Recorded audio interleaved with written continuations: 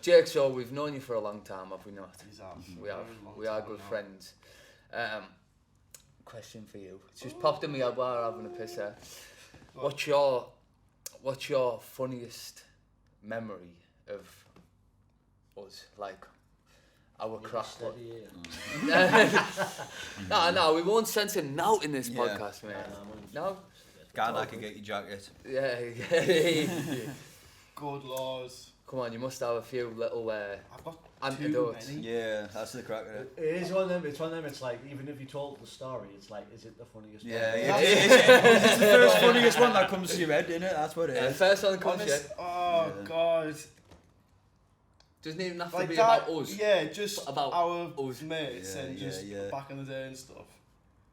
Jesus It's Christ. been like 11 years now. It's been a long time. Since everything, like, yeah, I started, yeah. my first ever involvement with any of you lot was.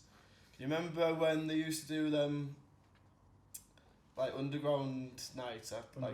Underground. What was it? What did we call it? New Underground. I didn't even got our In the Crown. No, Which it one? wasn't even that, man. It was was it Liberties?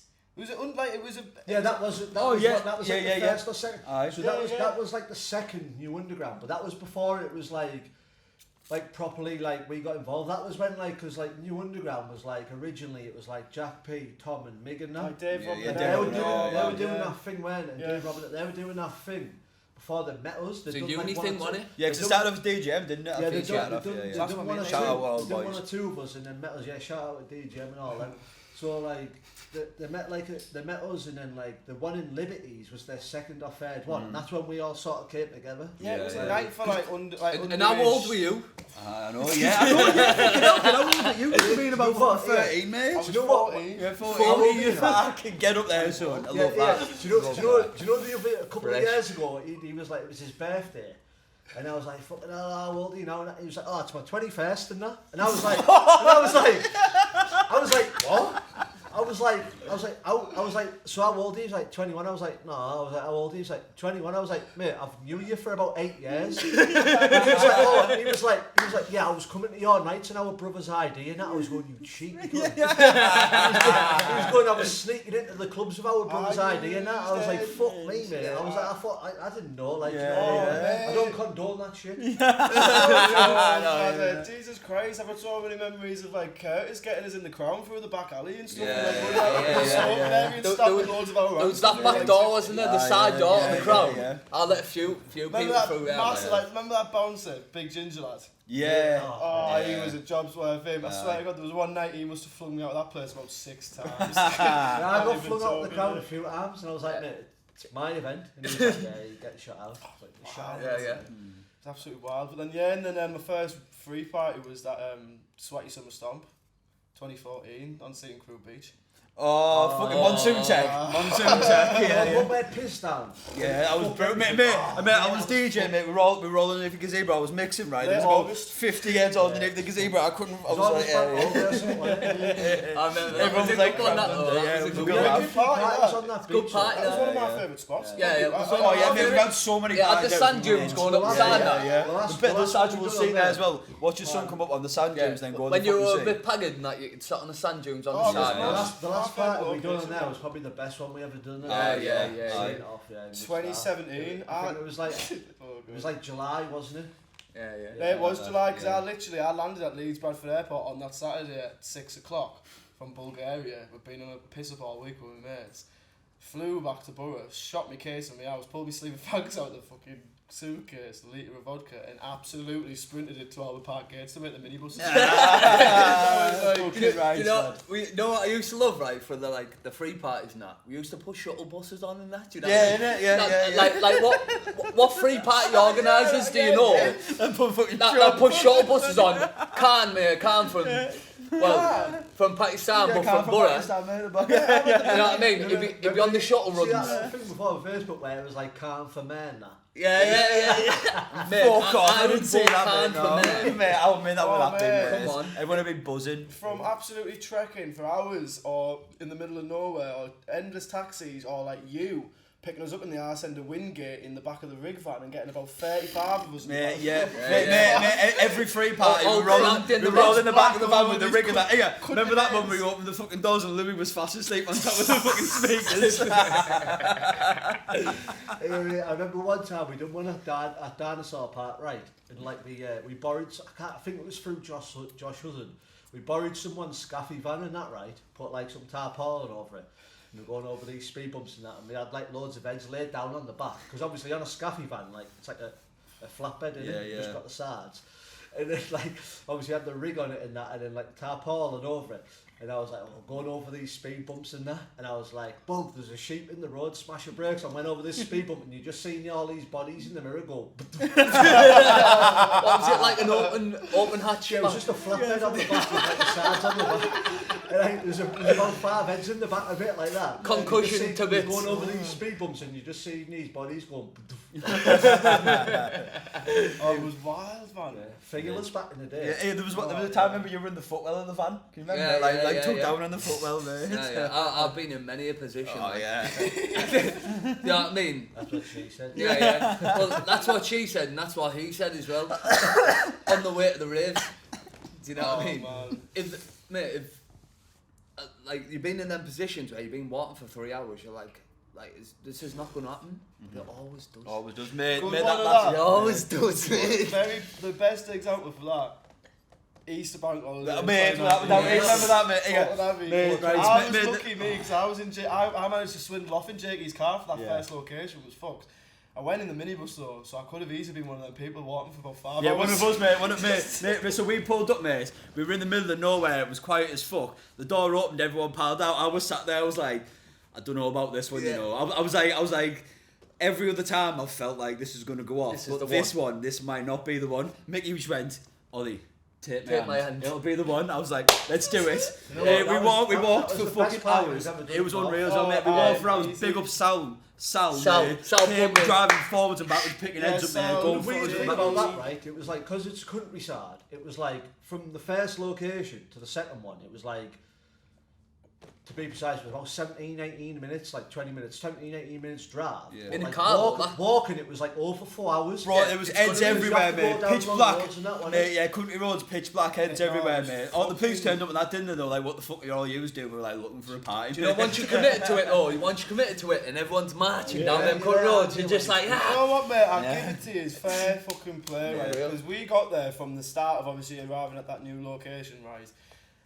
Set up, everything like that, and like I say, hours had passed and there was still only about 20 of us there, 25 of us. You knew everyone was en route because people were messaging us and stuff like that, but then all of us, I swear to mate, it was just getting light in it. It was like a scene out of the fucking Walking Dead. All these people just started peering from every corner, like absolutely dying. Proper dragging themselves up this hill. I remember that as well, mate. The sun was just coming up as well. The sun was just coming up. Amy Noss, swear to God, he was fucking furious. There was heads on this minibus that we were on, rocking up. We're like, where have you been? We're like, we just got in. We were like, oh yeah, fucking hell, sorry, mate. That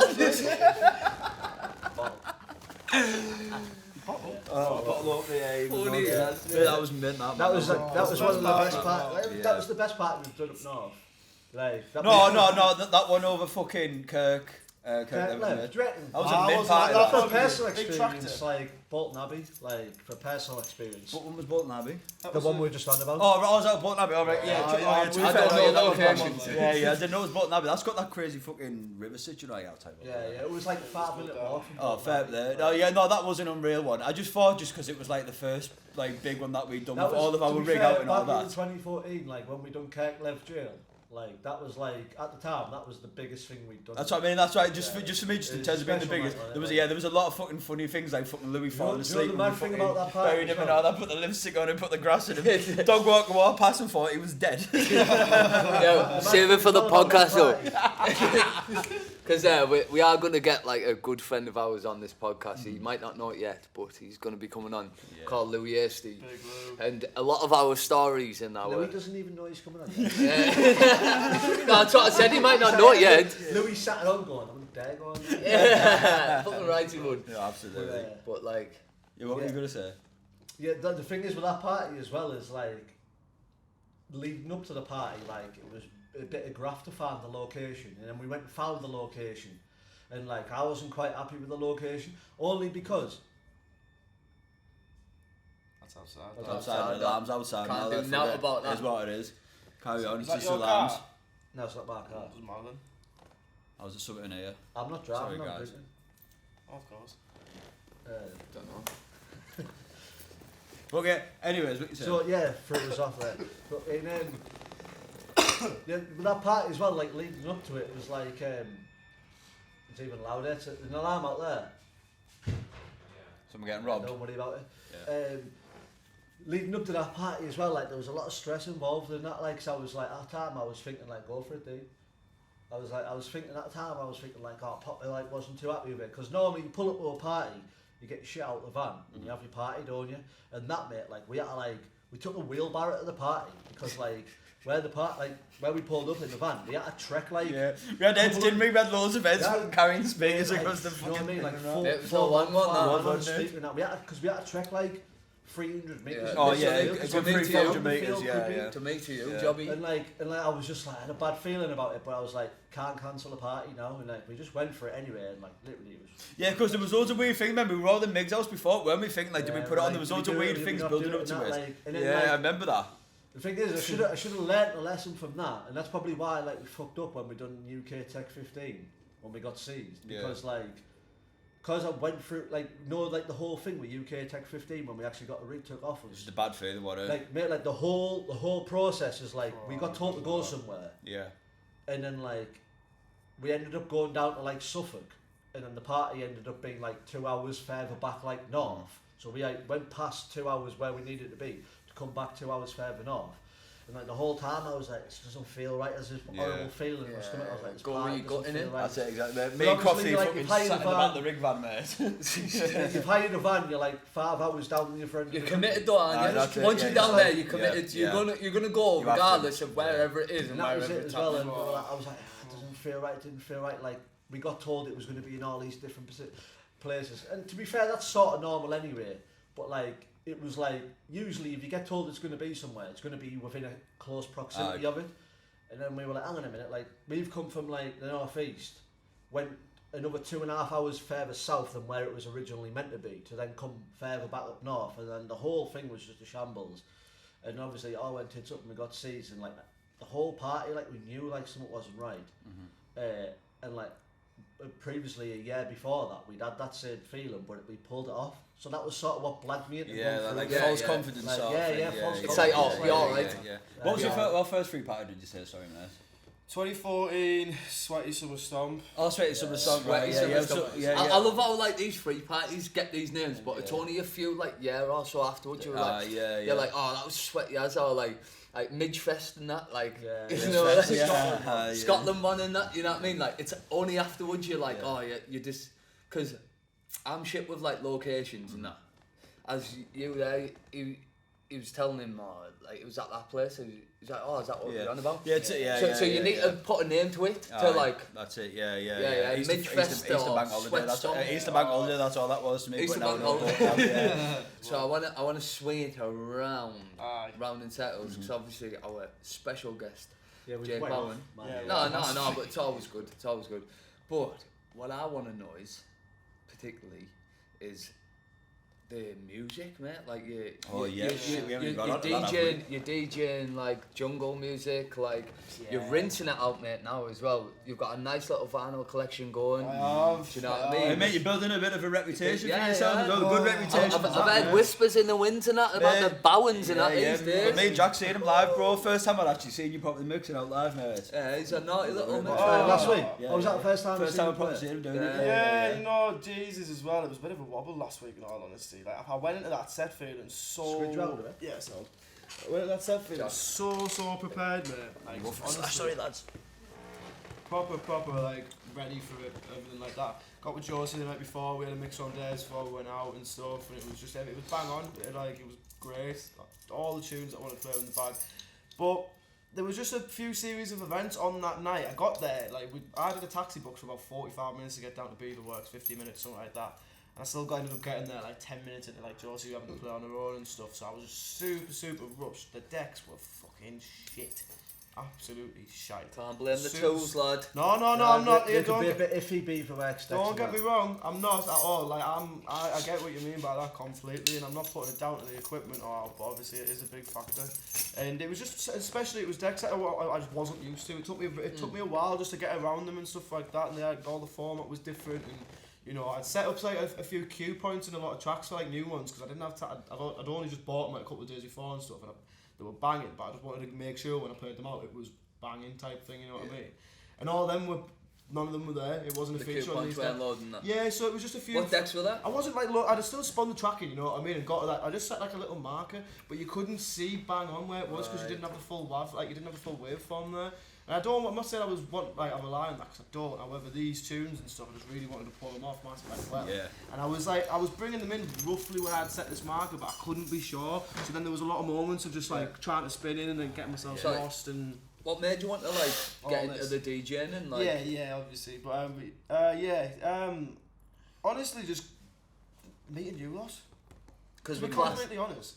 It's like, well, that was the start of it all for me. You know what I mean? That was the start of any. Like, I'd never heard anything underground, any rave music, anything like that before I did start going to these parties, going to these free parties, going to Crown, going to whatever. Like, you know, when we moved over to Spencer's.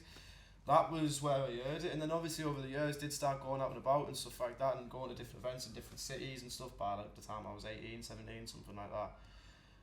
Leeds being the main one, the first one, you know, Fractal, Jungle Jam, all that. And then at Boomtown 2016, when there was a quite small group of us, it was like CJ, Mecky, Jordan, Chris Plunkers. That year anyway. I just remember getting home from that, and that was my first ever festival. I'd never been to anything else other than that was when Boomtown, you know, it's fucking huge, pretty big. Have you got to do it like? Yeah, oh mate, I was literally. Tell me you want to do it as well. My first part of festival was Boomtown as well. Nice. Well, I remember being in the car on the way down with Lara and Jordan and. God, who was he called? I chose down. I can't remember. It was Steve. I remember being literally absolutely shit myself. Wasn't excited. These were all in the car, buzzing, getting hammered out. Was feeling like my stomach was turning.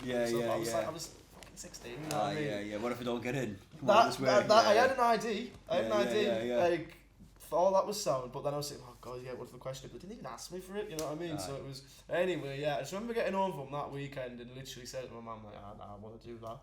That's what I want to do fully for sure. I was just absolutely obsessed, mind blown. Still am. You know what I mean? Yeah. So it all just came from then, and then it was when I moved to Leeds, I started to learn how to mix. When it was through Walmart, I'm not gonna lie, it was. And he just showed me the ropes and everything like that, and then obviously met loads of different people, got heavily involved with like, just came mates with loads of different heads and stuff over the years of being in Leeds and stuff like that, started buying records, started building my tune collection, and it was like I really got into my jungle in 2017. Obviously because you used to smash like Renegade and stuff like that, Spencer's and stuff, but I'll be totally honest, when I like at the age I was at then, I was really not interested. And obviously it was a lot more the contemporary style of jungle, more like modern day stuff, like kind of a bit more at the higher BPM range for jungle, you know what I mean? A lot of like UKJ and stuff like that. Like I love them boys. We were smashing the scatty stuff out then. That was what it was, and it just it did. Brave jungle. Yeah, exactly, and it never clicked with me. I was just about my kicks then, you know what I mean? I was about the stuff that just like literally like whether it was hard tech, hard trance, you know, Makina, everything like that. Like I did. Jungle just really didn't sit with me. I still went to Renegade and everything because I was around it. But the tunes, I never touched them for ages, and I tell you now, I mean, it sounds like obviously because of who it is, but Tim Reaper, it popped up and it was that tune Give Me More, and it popped up. Give me more. Just remastered it yesterday. Ricky Force, Sully remix, and then a VIP from Tim. It's absolutely unreal. Literally being even them tunes as well getting played out for nearly like a year and a half now. It only came out yesterday. It's fucking mental. But anyway, that tune came up on my SoundCloud feed, and instantly I was like, as soon as that first dropped, that Give Me More, swear to God, mate, I was like, what the fuck is this? Instantly, because it was like, you know, 160, I think it is 160, but obviously on the slower scale. And it sat so well with me in terms of that style of jungle, sat so well with me and just clicked with me so well. And I feel like that is just because of my musical interest that I already had at the time. A lot of melody, a lot of chords, a lot of structure. There's feeling in it, isn't it? Yeah, there's a lot. It's a very soulful melodic genre stuff, and sound, that old school style of jungle. There's a lot. It's like super like the atmosphere and that tune just created at the time, and I was instantly hooked. But I didn't search for it, you know what I mean? I didn't go looking for it. It just literally came up on my SoundCloud stream. I remember it clear as day, and that was it. I think that's it with jungle, you know, like until you've heard that tune that fucking clicks with you. You don't know that you love jungle. And it took me, I've always said that. It took me absolutely time to like actually gain a massive knowledge on like all them big labels, modern day labels that are pushing that old school sound, or the old school labels, you know what I mean? It took me ages to like really get to know of it, you know what I mean? And like who were the people pushing it, who were the people still pushing it, who like what's them like paramount tracks that you just need to have in your collection from early 90s and stuff, like them tunes that I've heard out many times, like Splash Babylon, you know what I mean? Just stuff like that. And then, I was reading an article the other day, and it was with Mantra and Double O, and she just said something, and I was like, it really, really made me like click and stuff like that. She was like, obviously raving, you can cover so many different genres and so many different styles, if it's techno, jungle, drum and bass, electro, footwork, all sorts, you know what I mean?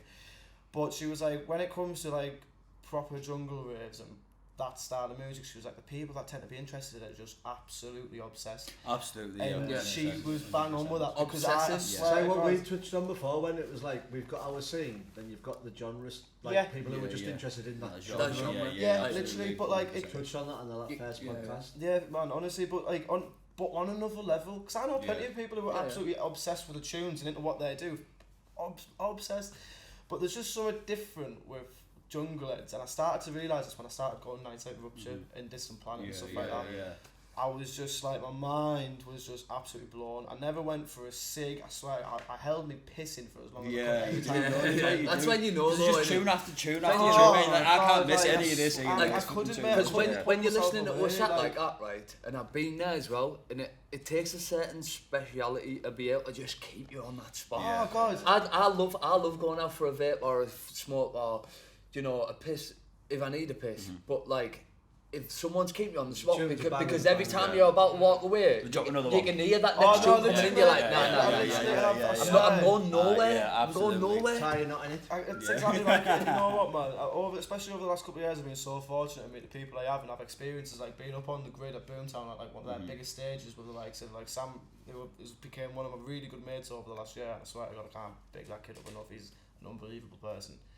But Sam, like when he went back to back with Fixate and just like being in front, like seeing the tens of thousands of people below, but then later that night being up there for like on stage for Sully and Tim Reaper's set, and that was, I was just like, you know, like, I'll call that. It was all clicking. It all clicked to me a lot this year. I've been into it for ages now, but like it was all really like, this is what I want to do in any way, shape or form I can. So you're gonna start producing? Yeah, no, it's literally. That's the question. That was where I was going, eh? No, it is 100% gonna happen. Right. So I reckon you'd be wicked at it, Joe, with your musical background. He already knows music. This is it. You know the theory, like more than many people will ever know the theory. What are you, level 7?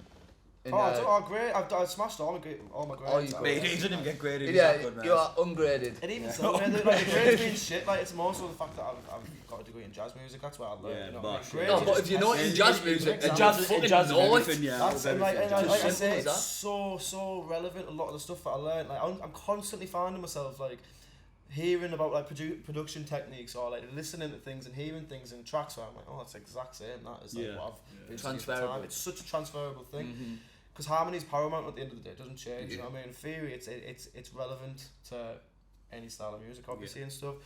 And I'm constantly hearing things and realising things that's making me click. You know what I mean? And I tell you now, it is 100% going to happen. I just wanted, like, I've got a lot of stuff I need to sort out and straighten out in my life and just get on top of and stuff like that. Life stuff. And I am in the process of it. I'm like, that's no word of a lie. I am, but I've got so many plans, and I want to do so many things and start so many things and really push on with all this. But I want to go into it with a bit of a clean slate. I want to don't want to be sort your shit out. Yeah, I want to go in with just like a bit more of a clear mind, and I want to go in with it not having like a little bit of debt sat over my head with like just like credit card loan companies that I've got now. Because at the end of the day, since that's $5 you owed me from last year loan and that as well. You know what I mean? No, but no one wants to go into a new chapter of their life. Only your father. No, but I know. You know what I mean? It's like I've ever since I joined on with Milk and stuff like that over the last year and putting on events with them and I've been involved with Max and Sam and seeing how it all is and stuff. It's been a big eye opener because I've wanted to start my own events thing up for a time. But this came around with Milk and I had to jump on it and I wanted to anyway. But I thought it was really like worthwhile doing, just kind of like without going into it, without having any experience doing it. You know what I mean? At least start up with someone, especially with my mates. You know what I mean? If I can, and then my own thing will come in future. But at the end of the day, the finances I've seen that are getting dealt with over the last few events I've been involved with, such as our party with Supersonic Booty Bangers at Freedom Mills, Underground Resurgence. You know what I mean? Going to that and I want to be mate. I want to have exactly, mate. But like you know, farm and like I want to start all this shit up and get involved in what I do and get the equipment I need to start producing. I know I only need a laptop. My laptop's fucked. You know what I mean? I need to get it fixed. There's so many different things that I just want to straighten out before I go. Take a tick list in it. Exactly. Because I've seen how much money's at stake and stuff like that. It's pointless going in half-assed, isn't it? I'm not going in half-assed. That's what I mean. I want to be on it. Like my first event, I want to be fucking stellar. Because the thing is as well, you don't want to fall out with love of it because of like an external factor. I can't afford to do it, or I can't afford this, or you know, anything like that. So that's just why I'm on a mission just to sort my shit out essentially, and then get on with all the other bits that I want to do when I know I can give it my full. That's the thing as well, with events now, like everyone, like, doesn't even matter how big of a promotion you are or how big your brand is, everyone's struggling. Like, we went Yes Tech last week, the event was banging, killing out, yeah. It's 4 rooms, but like, normally do 5-6 rooms, and if they did, it would have been a flop, because like, they done 4 rooms and it was busy and it looked well, but like, you could tell that like there wasn't as many people there as normal. Yeah, for sure. People can't afford to go out now. Yeah, people aren't selling things like the last thing I'm thinking about now is our next event. Yeah. It's just not even gonna happen, mate. Like I'm not even thinking about it until well into next year. Yeah. Like because financially, mate, like unless you put a serious amount of money into it, which we always do anyway. And be prepared to lose it. And be prepared to lose it. Like it's mad how you can see like the drip down like into like the music industry, like for us, like putting on events and stuff like that. So like, cause my fucking gas and electricity is costing me an extra 120 quid a month, I'm actually not going to that event. It's still a bit units doing it. That's exactly what's happened last week with Yes Tech. Like when the Yes Tech event was on, there could have been 150, 200, 300 people, less people there because of them reasons. And there was, mate. It's legit now as well. It's not even just saying, I'm skint. Legitimately are skint, mate. There's an actual thing going on here. Everything's going up, price like everyone's struggling. Take nothing away from the event, because like the event was banging, mate. Take nothing away from the event was banging. I had a good night, mate. It was class. But like you noticed, there's just that little bit less people there. And there was for legit reasons. We didn't get the numbers last weekend, nowhere near. No. You know what I mean? It was very surprising. We thought that was going to go off, and it did. The event was the event was banging. It was banging. We had a great night. They provide good music, provide good lineups. Exactly. Like have a good deck or have a good team around you. Your event's going to go off. But at the end of the day, if you haven't got the people that are there, it's paramount. It doesn't matter how many people there, you're going to have a good time. But at the same time, you need a certain amount of people there. No, that's what I'm saying. Otherwise, you're throwing your money away. No, but that's what I'm saying. No, like. Say for instance, when you're dealing with like the Underground Resurgence thing, like that's like the last one, like not talking numbers, but it was just shy of 20 grand what we put into that, and then it's like you put, you know, between 5 crews, so it's like you put like just massive in it. You put like you basically mate, like you could put like a small scale festival on for multiple days for that amount of money. We put all that on there, and it's like you're almost like going into it and like you sort of know in the back of your mind, like. In this current state of affairs and state of climate, that like you're not even going to make any money. You're not even going to break even. But like you do it anyway because you just want the moment in time anyway to be that special. Yeah. It's like if everyone's if you want to be involved in that crack, you know what I mean? Like you do it for the love and the passion for it at the end of the day. Because you do like. Why, if you didn't, why the hell would you be up for potentially? And if everyone was like, oh, the climate's fucked right now, we'll all have to stop putting events on. There'd be no events. There'd be nothing. Yeah, exactly. So you still have to power through it. Yeah, You need keep something the scene on alive, there. Like everyone would be fucking yeah. sick as fuck. Yeah. Nice work.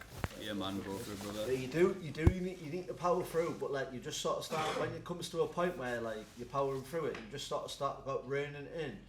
And like being a little bit more sensible about it, strip that back, and then like you just power through and like you just like sort of ticking over and making it work. That's what pisses me off about like all the people that were commenting on the Boomtown situation, not saying like, oh, but there isn't this and like, oh, you like, you know, the lineup was only come out at the end. Most people who are commenting on that don't understand the climate and like the politics behind like like setting up a festival and the costs and everything, and it was just winding me up like, but I've now paid this and like, yeah, mate, like you pay. Go and get your money back. You probably don't even want you at the festival anyway. Yeah, fuck off. Do you know what I mean? Your attitude shit. Little dickheads and that. Yeah. Like it's like you pay more. Like say you're paying for a Boomtown ticket or a Bolter ticket or a fucking elusive ticket or whatever, whether it's 200, 180, 300, whatever.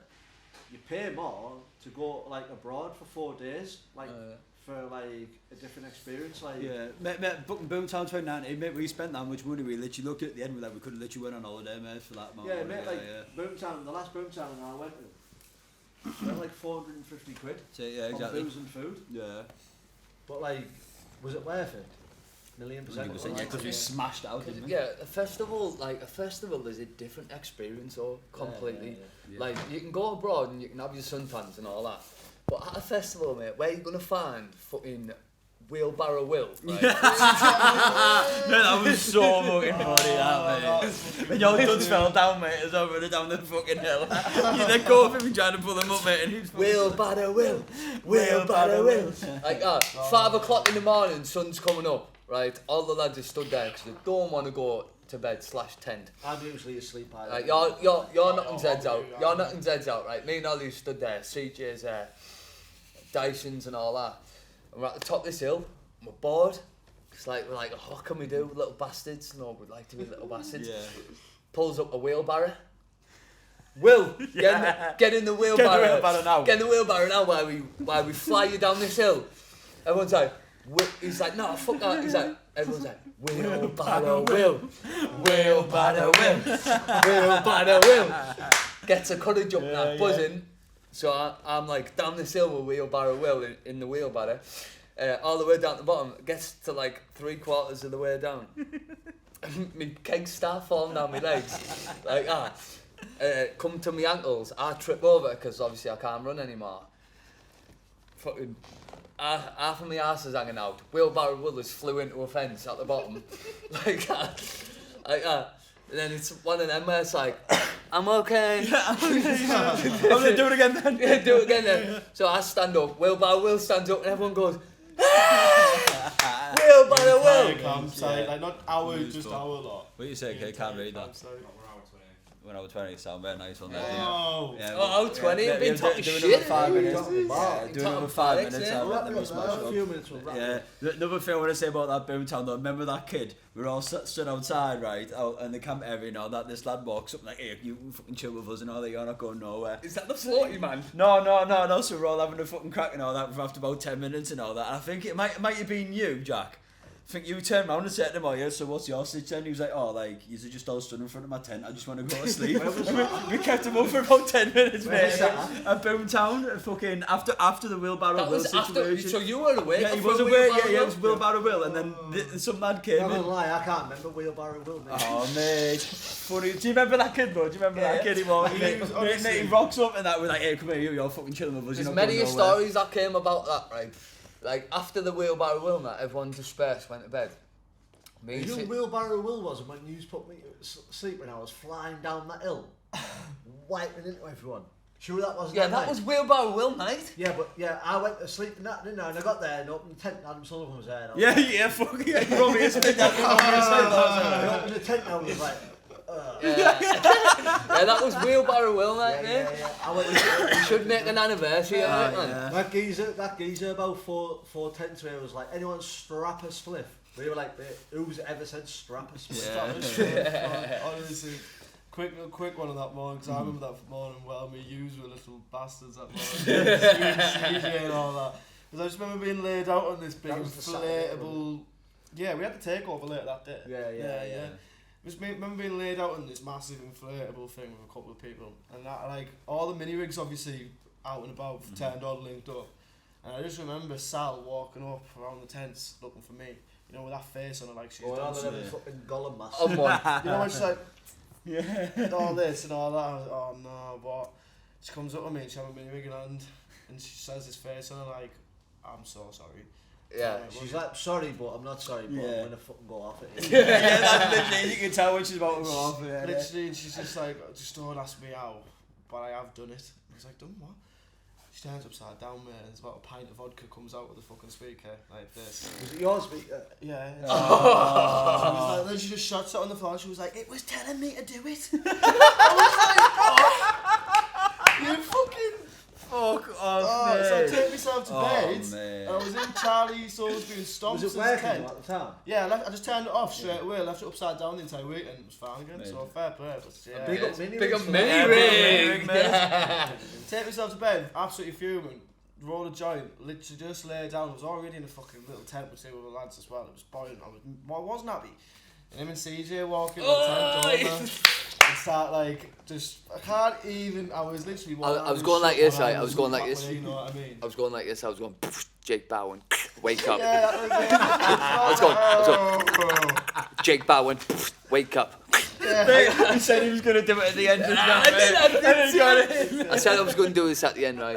And then this all laid down. You're like, fuck off, Michael. And then CJ was like, yeah, Michael. Yeah, Michael, sing a song. And then CJ started going. Is that where you and CJ are Aldi. on the video? Yeah. We're sat in his tent like that, waking them up. Because, right, there's a bit out the story what we missed there. Me and CJ were in a fanny, right? Oh, yeah, I remember leaving you on that. But it was the inflatable fanny. In a fanny. We were in a fanny, right? Do you know them things that you run and you're like blow? That's what I mean there. I was just sorry about what was laid out. Yeah. We were laid in one of them. We were laid in one of them. Ended up in Jake's tent, going, Jake, wake up. Wake up. Jake was like, fuck off, Mike. I'm strangled him, man, I swear. He's gonna kill us. It was already about 30 degrees outside. I wasn't getting any sleep. I wasn't accepting it. Fucking hell, mate, that was a rough one, that. Like, I remember fucking rocking up with fucking, fuck's sake, we've got to go and do a fucking stage. After that, we all went and fucking got freezing cold showers, mate. Yeah. Woke us up and that, but... It was a good time. Yeah, should we call it there then? I'll wrap it up. Jake, thank you very much for telling us a bit about your story. Yeah. I'm sure we'll have you back on as well, though, because it's been a good chat. Definitely going to get back on. Thank you everyone for tuning in to episode 2. We'll be back in 3-4 weeks. Aye. If you're already subscribed, turn on your post notification bells. Keep up to date with everything. If you're not subscribed, subscribe, don't be a sausage. I don't really know what else to say. I don't really know what's coming next, is it? Like, we'll see what happens. If you want to sponsor this podcast. Big up our producer, Dean, yeah? Banksy in the booth. Big up, nice one, everyone. We'll keep it flowing, and they're going to become more regular, I think, because I'm enjoying it. The more we get used to this, and the more we figure something out, like, we'll get better, we'll get funnier, and everything will grow. We'll get funnier. You're mad, aren't you? Like, subscribe, get yourself in the comments, we will respond. Even if it's a title, fuck off, we will respond. Yeah, because we'll give you shit. So, turn on your post notification bells and see you next time. Peace out. In a bit. Nice one. We'll turn up.